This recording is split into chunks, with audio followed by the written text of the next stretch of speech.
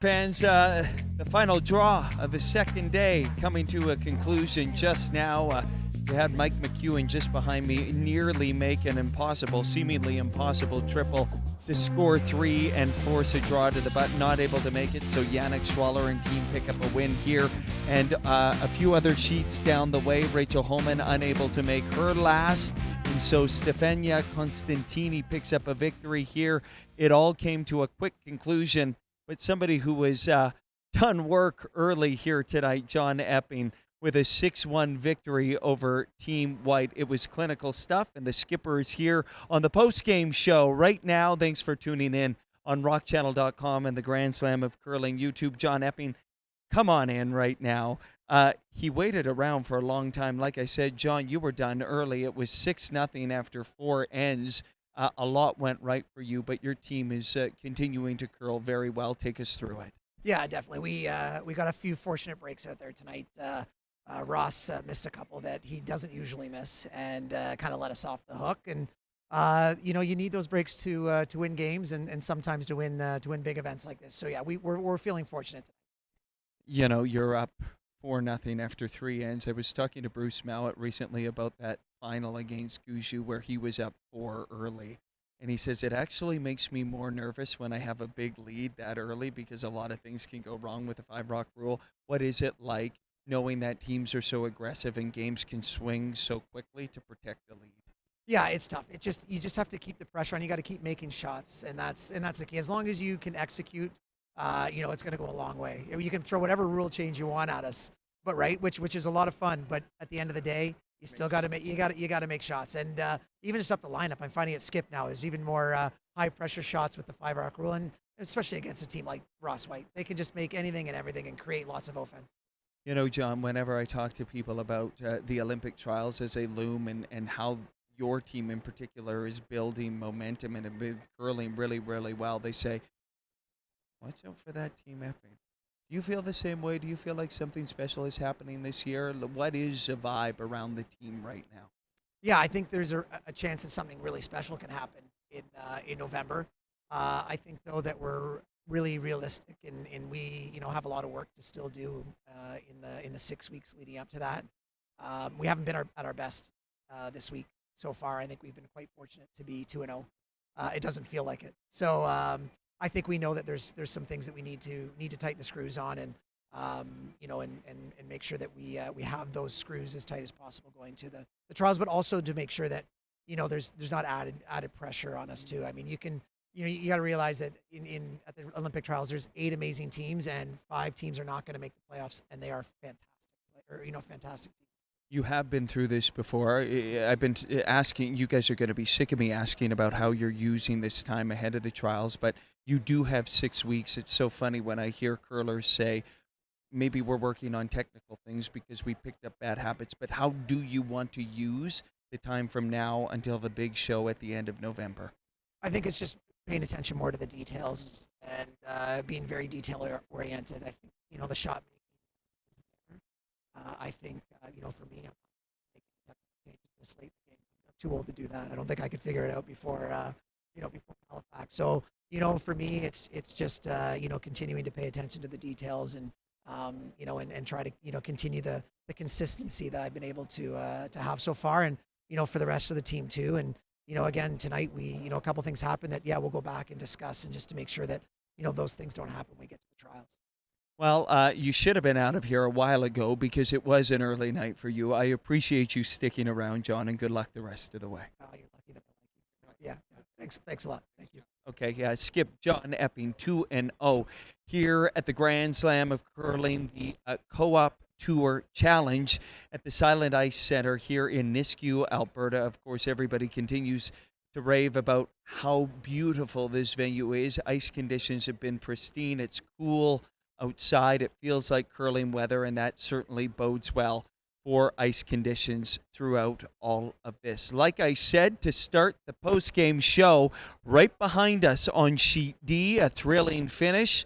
Yannick Schwaller and his team out of Switzerland with a huge 3 score in the seventh end, and then Magic Mike McEwen may have had a chance to tie it late in the game, but we'll ask Yannick Schwaller how close it was because he had one of the best views in the house. So we'll bring in Yannick, and it's wonderful to have you on the show and good to see you, Yannick. Listen, I was able to watch it as it played out. Big three in the seventh end, but no lead is safe. You know that. Take us through tonight's game and the finish and what it's always like to have to watch your opponent throw the final rock and maybe make a shot that could perhaps force a draw to the button. Yeah, I really thought we had them there. Then he had that split, and we needed to stick around with our shooter. I wasn't sure if it's really there, but he was close, and if anyone can do that, it's him, right, with the big weights and Magic Mike. But I'm happy. I'm happy we got that 3 piece in the seventh because with the draw shot rule, it puts us further ahead, so we do not have to share some points. Right. That's a good point. Of course, we should point out that if you do go to the draw to the button and get a win, it is worth 2 points here. All right. I haven't been able to talk to you this year, so it's been busy. It is an Olympic season, Yannick. How is your team feeling? How are you using this time right now as you try to peak in Cortina in February? There's just lots of analyzing right now. I guess it's kind of the last phase where you can really, implement something or implement some processes, maybe reach another level. So we're trying out stuff. We had a great start to the season, so we're feeling comfortable. Also had a great finish. The first slam didn't go really as planned, so we're trying to get back on the horse. But I'm happy with the grind today and how the boys were positive, even though we had some stupid mistakes in the first. But I guess we're getting there. You know, I talked to Coach Glenn Howard, and you guys have been knocking on the door, and you probably don't want to talk too much about that, about how close you've been. But he said this team is so ready to win. Do you agree with that? How close do you feel to a big breakthrough moment, Yannick? Yeah, I know we have the quality in the team and all the knowledge and all the tools from sweeping till playing.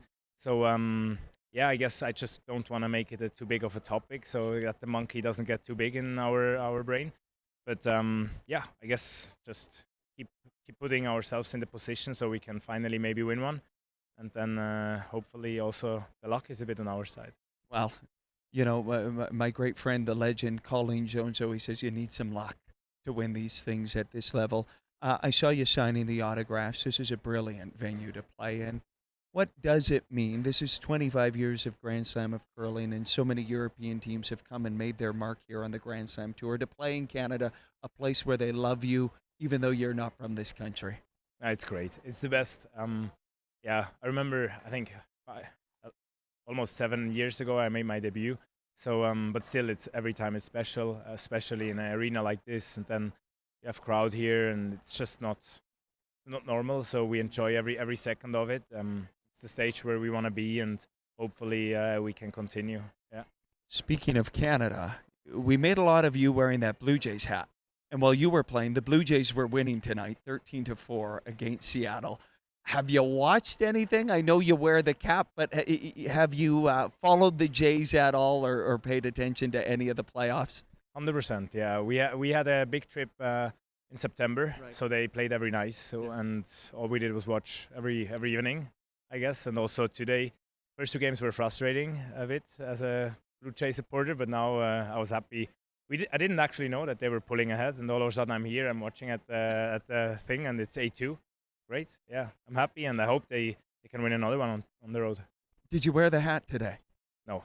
Okay, so you can't wear it the rest of the way. I wore it the first day, so I thought maybe change to the Toronto Maple Leafs or something, I don't know. We are all superstitious. Yannick, great win for you tonight. Keep it going, and always wonderful to chat with you. Thank you. Same.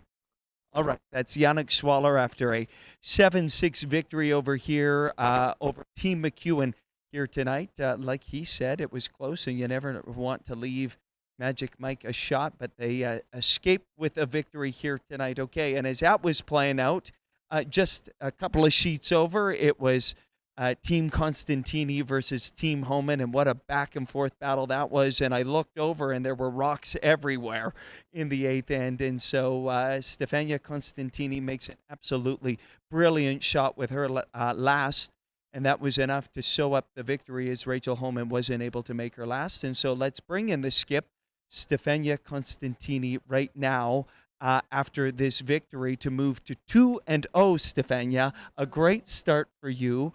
First of all, tell me about your last shot, the hit and roll, because you made it absolutely brilliant. Oh, I think it is for sure a team shot. So yes, I throw it, but the girls swept it, and my vice called it. So we did a great job. Team Homan, you know, is on an incredible streak. They don't lose many games, Stefania, and you were able to defeat this team tonight. How big is this victory for your team? Yeah, they are a really good team, and so we are really proud. I am proud of my team that we made it this evening. So I think we played good. We tried to manage the scoreboard and try to keep the teamwork good in order to deal with all the rocks. Because yes, sometimes we also miss a little bit, but we were able really to do the important shots. Watching you in mixed doubles and in four-person curling, it just seems like you are so confident, Stefania, when there are big moments, when there are big shots to be made. Where does your confidence come from? Oh, well, I played skip since I was a child, and for me, it's just, yeah, for example, the last shot, a hit and roll, for me, it's just a hit. So, yes, for sure, it has to be a roll, but the key for me is just to think it's also a draw is always a draw, no matter how many rocks in the rings there are in the rings, or like how many guards. Yeah, I think this is the key for the team. I like it how simple you make it seem. A hit is a hit and a draw is a draw. It's a simple game when you put it that way. Stefania, you and I were in the hallway the other night and talking about the Olympics right in your hometown, right in Italy, and what that's going to mean for you, for your family, for your friends, but for the country. Maybe tell our listeners on the post-game show tonight about what it does mean to play at home. Yeah, it will be great. I am really happy to have this chance to play an Olympic at home. Also because we can bring the curling, our sport, close to Italians, so they can really live our sport with us. So in Italy, we don't have many chances really to play. So I think play this kind of level in Italy, it will be great for curling for us, and as I said to you, it will be great to have cheer that we are not used to, but it will be a really good moment. When you won Olympic gold, what was that like? What was the response like? You mean in Italy? Oh, it was crazy, really crazy, because we left. Me and Amos left Italy, and we were actually nobody in Italy, and we came back as Olympic champions. So everybody knew us, knew the curling. So it was crazy, and I had really good days also back home, because we had a really good party in order to, yes, to party together this big result. So yeah, me and Amos really did great.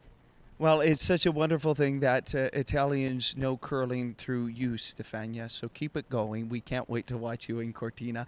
Congratulations on a big win here tonight, and thanks for doing this. Thank you, thank you. All right, Stefania Constantini with a big win over Team Homan, the number one ranked women's team on the planet. Of course, the Italians are going to be soaking up home ice advantage in Cortina, the Olympics taking place in February, and then, of course, the Paralympics in March. And, of course, the able-bodied curling and the wheelchair curling will be taking place in the same venue in Cortina. And as Stefania says, it will be a party No doubt. The party is just getting started here at the Silent Ice Centre in Nisku, Alberta. 2 days in the books. We still have undefeated teams on the men's and women's side. Of course, this is going to reach a crescendo here this weekend.